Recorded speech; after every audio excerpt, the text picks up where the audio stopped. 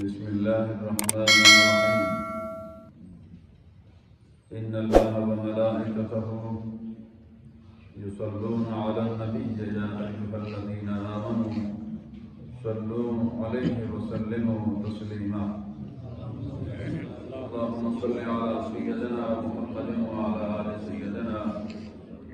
ومولانا محمد وبارك وسلم الصلاة والسلام عليك سيدي يا رسول الله الصلاة والسلام عليك سيدي يا حبيب الله وعلى آلك وأصحابك سيدي يا شفيع المذنبين رب ذوالجلال کا لاکھ لاکھ شکر ہے جس کی توفیق سے اس وقت میں اور آپ اللہ کے گھر میں جمع ہیں۔ نبی مکرم صلی اللہ تعالی علیہ وسلم کا فرمان مبارک ہے۔ جناب حضرت علی پاک شیر خدا سے روایت ہے، آپ فرماتے ہیں کہ میں نے نبی مکرم صلی اللہ تعالی علیہ وسلم سے خود سنا، حضور نے فرمایا کہ جو شخص ہر وقت وضو کا اہتمام کرے، ہر وقت وضو سے رہا کرے اور باجماعت نماز کے لیے ان کے قدم مسجد کی طرف اٹھتے رہے اور ایک نماز سے دوسری نماز تک انتظار کرتا رہے، یہ خوبصورت خوبیاں جس شخص میں موجود ہوں، اللہ رب العالمین جل جلالہ و عم نوالہ اس شخص کے گناہوں کو ایسے مٹاتا رہتا ہے جیسے خشک لکڑیاں آگ پہ رکھی جائے۔ خشک لکڑیاں اگر آگ پہ رکھ دی جائے تو وہ راکھ بن جاتی ہے۔ یہ اعمال جس بندے میں موجود ہوں، یہ خوبیاں جس شخص میں موجود ہوں، اللہ رب العالمین اس شخص کے گناہوں کو مٹاتا رہتا ہے۔ یعنی اگر ایک نماز سے دوسری نماز کے انتظار میں رہے بندہ، ابھی صبح پڑھ لی ہے مگر ابھی سے اگر آپ ارادہ کر لیں کہ انشاءاللہ کریم ذات کے فضل و کرم سے انشاءاللہ ظہر کی نماز پھر پڑھیں گے، تو یہ جو آپ کی نیت ہے، جو آپ کا ارادہ ہے، تو اب یہ ہے کہ آپ کا کام ہے ارادہ کرنا، تکمیل تک تو میرے اللہ کریم نے پہنچانا ہے نا۔ نبی مکرم صلی اللہ تعالی علیہ وسلم کا فرمان مبارک ہے کہ جب تم نیکی کا ارادہ کرتے ہو، تکمیل تک تو میرے اللہ کریم نے ہی اس تک پہنچانا ہے تمہیں، مگر اگر اس درمیان تمہیں موت آ جائے تو اللہ کریم تمہاری طرف سے قیامت تک وہ عمل فرشتے کی صورت میں اللہ رب العالمین ان کے بدن سے، یعنی فرشتے کی ڈیوٹی خدا کریم لگا دے گا۔ یعنی آپ نے فرض کر لیں حج کی نیت کر لی تو کہ میں نے حج پہ جانا ہے انشاءاللہ میرا ارادہ ہے، تو اگر اس وقت میں آپ کو موت آ جائے تو قیامت تک ایک فرشتہ آپ کے لیے حج کرتا رہے گا۔ یعنی آپ کسی بھی نیک عمل کا جب ارادہ کرتے ہیں تو اس ارادے تک اگر آپ نہ پہنچ سکے، یہ تو کریم ذات کا اپنا ایک نظام قدرت ہے۔ نبی مکرم صلی اللہ تعالی علیہ وسلم کریم کا ایک صحابی ہے، وہ فرماتے ہیں کہ میں ایک گلی سے گزر رہا تھا راستے سے، تو وہاں جھاڑیاں تھیں، جھاڑیاں، تو مغرب کا وقت تھا تو میرے پاس کوئی کلہاڑی بھی نہیں تھی، تو میں نے ارادہ کیا کہ انشاءاللہ صبح پہلی فرصت میں جیسے روشنی مجھے نظر آئے گی تو انشاءاللہ جلدی جلدی یہاں پہنچ جاؤں گا۔ ان جھاڑیوں کی وجہ سے جب لوگ گزرتے ہیں یہاں سے تو ان کو دقت ہوتی ہے، ہاتھوں سے انہیں وہ جھاڑیاں ہٹانا پڑتی ہے، تو دقت سے لوگ گزرتے ہیں۔ تو میں نے یہ ارادہ کر لیا کہ صبح انشاءاللہ پہلے فرصت میں میں یہ جھاڑیاں کاٹوں گا۔ تو یہ ہے کہ اللہ کا نظام ہے کہ وہ بندہ رات کو فوت ہو گیا، تو یہ ہے کہ اب اس شخص کو ایک اللہ کا نیک بندہ خواب میں دیکھتا ہے۔ دیکھو وہ صحابہ کے خواب تھے، وہ آپ کے اور ہمارے خواب تو نہیں تھے، وہ پاک لوگ تھے، ان کے خواب بھی ایسے ہوتے تھے۔ اب وہ صحابی رسول ہے، وہ اس دوسرے صحابی کو خواب میں دیکھتا ہے تو تو انہوں نے ان سے کہا جی کہ آپ تو اللہ رب العالمین نے کیا سلوک کیا آپ کے ساتھ؟ تو اس صحابی رسول نے عرض کیا کہ رب تعالیٰ کریم نے بڑا کرم فرمایا اور مجھے معافی کا پروانہ مل گیا ہے، مجھے اللہ کریم نے معاف فرما دیا ہے۔ تو اس صحابی نے دوسرے صحابی سے کہا کہ سبب کیا بنا؟ دیکھو کوئی نہ کوئی بہانہ تو بنتا ہے نا جی، بخشش کا بہانہ۔ ابھی یہ جو نماز ہے، روزہ ہے، حج ہے، زکوٰۃ ہے، دینی تعلیمات ہے، جو بھی کوئی اب یہ بہانے ہیں، بخشنا تو اس نے اپنے کرم سے ہے نا جی۔ وہ اگر قبول کر لے تو اس کا کرم ہے، نہ قبول کر لے تو ان سے کوئی پوچھ بھی نہیں سکتا، مالک ہے۔ تو اس صحابی رسول نے دوسرے صحابی سے کہا کہ سبب یہ بنا کہ میں نے یہ جو جاڑیوں والی بات تھی یہ انہوں نے سنائی کہ میں نے ارادہ کر لیا تھا کہ یہ کام میں کر لوں گا صبح،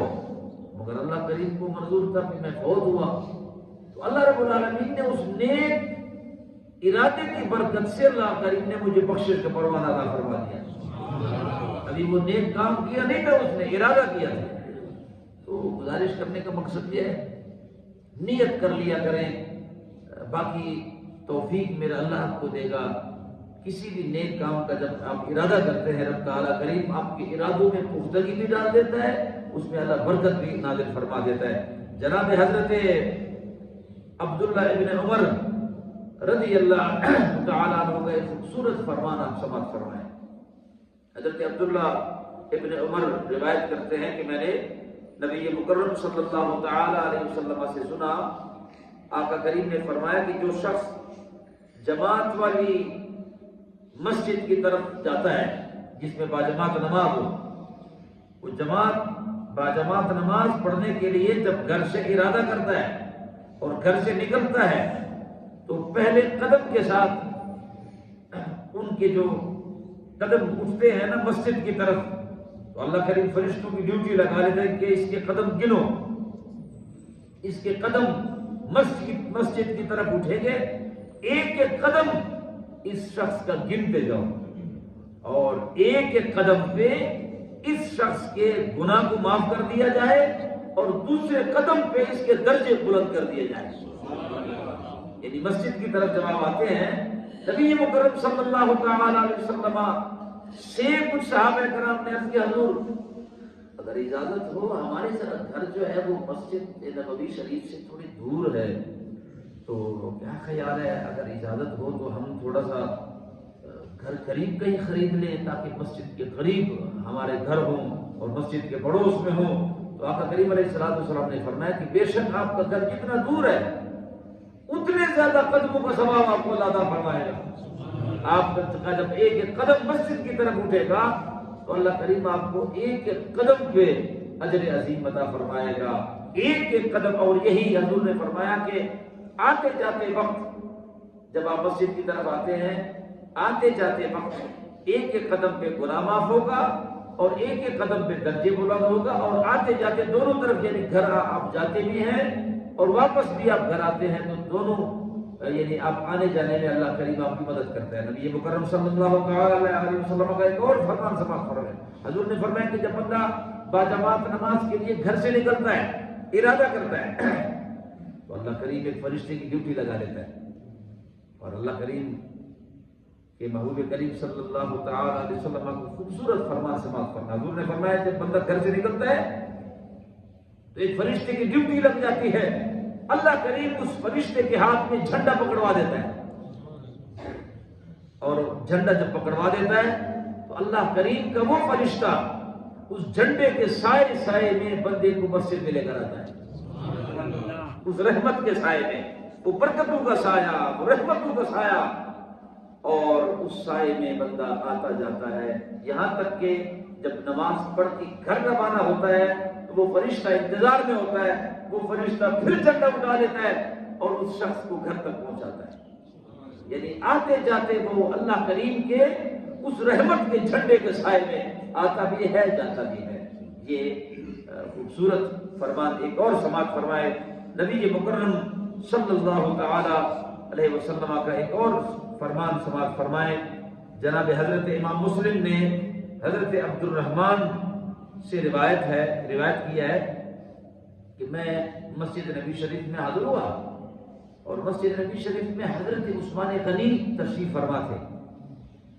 تو میں جا کے ان کے پاس بیٹھا، تو یہ ہے کہ ان کے پاس جب میں بیٹھا تو حضرت عثمان غنی رضی اللہ تعالیٰ عنہ نے مجھے فرمایا کہ تمہیں پتہ ہے آپ کو ایک خوبصورت نبی پاک کا فرمان نہ سناؤں؟ میں نے کہا ضرور سناؤ۔ آپ نے فرمایا کہ میں نے خود رسول اللہ صلی اللہ تعالیٰ علیہ وسلم سے سنا ہے کہ جو شخص عشاء کی نماز باجماعت پڑھتا ہے، باجماعت نماز عشاء کی نماز جب وہ پڑھتا ہے تو خدا نصف رات کی عبادت اس کے کھاتے میں لکھ دیتا ہے، اور وہی شخص اگر پھر صبح کی نماز بھی باجماعت پڑھے تو اللہ کریم اس کی تقدیر میں پوری رات کی عبادت کا ثواب لکھ دیتا ہے۔ اندازہ کر لیں نبی پاک علیہ السلام کا کیا خوبصورت فرمان ہے کہ جو شخص نماز کا اہتمام کرتا ہے، نماز کا اہتمام کرتا ہے اور پھر باجماعت نماز کا جب اہتمام کرتا ہے، 27 نمازوں کا ثواب ہے۔ ایک نماز اگر آپ باجماعت پڑھتے ہیں تو اللہ کریم 27 نمازوں کا ثواب عطا فرماتا ہے۔ تو حضرات جی بقال باجماعت نماز کا اہتمام کر لیا کریں، باقی اکٹھ میں برکت ہے، اجتماعی صورت میں جب اللہ کی بندگی، نبی پاک نے فرمایا کہ یہ جو صفوں میں بیٹھتے ہیں نا لوگ، یہ جناب حضرت آدم علیہ السلام سے لے کر عیسیٰ علیہ السلام کے زمانے تک کسی نبی کے امتی کو یہ خوبصورت انداز میسر نہیں تھا۔ وہ اکٹھے کھڑے ہوتے تھے جرمٹ کی صورت میں، اللہ کی بندگی کرتے تھے۔ یہ اعزاز ہے، یہ فرشتے اللہ کی بارگاہ میں اسی طرح صف میں کھڑے ہوتے ہیں، صف میں کھڑے ہوتے ہیں۔ تو میری امت کو رب تعالیٰ کریم نے بھی یہ اعزاز اس لیے عطا فرمایا کہ میں نے جب فرشتوں کو دیکھا کہ جس انداز میں وہ اللہ کی بارگاہ میں وہ خشوع خضوع کے ساتھ صف در صف کھڑے ہوتے ہیں، تو اللہ رب العالمین نے میری امت کو بھی اعزاز عطا فرمایا۔ اس لیے حضور نے فرمایا کہ صفوں میں بیٹھ جایا کرو، اور پھر حضور نے یہ بھی فرمایا کہ صفوں کو پلانگا بھی نہ کیا کرو، کوشش کیا کرو۔ آپ کی خدمت میں بھی میں گزارش کروں گا، جب آپ مسجد میں تشریف لاتے ہیں کوشش کیا کریں کہ اگر کہیں بھی پہلی صفوں میں آپ کو جگہ ملے تو وہاں آ جایا کریں، کبھی ادھر کبھی ادھر دور سے نہ بیٹھا کریں، کوشش کیا کریں صف میں بیٹھا کریں۔ اس لیے اگر آپ علیحدہ بیٹھیں گے تو جب تک آپ بیٹھیں گے علیحدہ تو اس کا تو میں کہہ نہیں سکتا، مگر رسول کریم علیہ السلام نے صف کے لیے فرمایا کہ اگر آپ صف میں بیٹھیں گے تو ادھر آپ کو صرف بیٹھنے کا ثواب ملے گا، اور صف میں بیٹھنے کے ساتھ پھر آپ کو صف کا بھی ثواب ملے گا،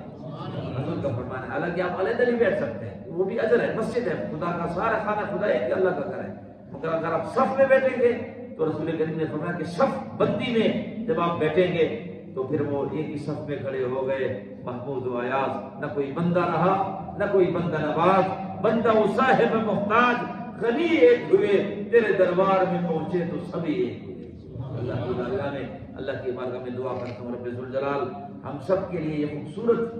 باجماعت نماز اللہ ہمارے لیے بخشش کا ذریعہ بنائے، درجات کی بلندی کا سبب بنائے، اور اللہ کی قرب کا ذریعہ مل جائے۔ السلام علیکم ورحمۃ اللہ۔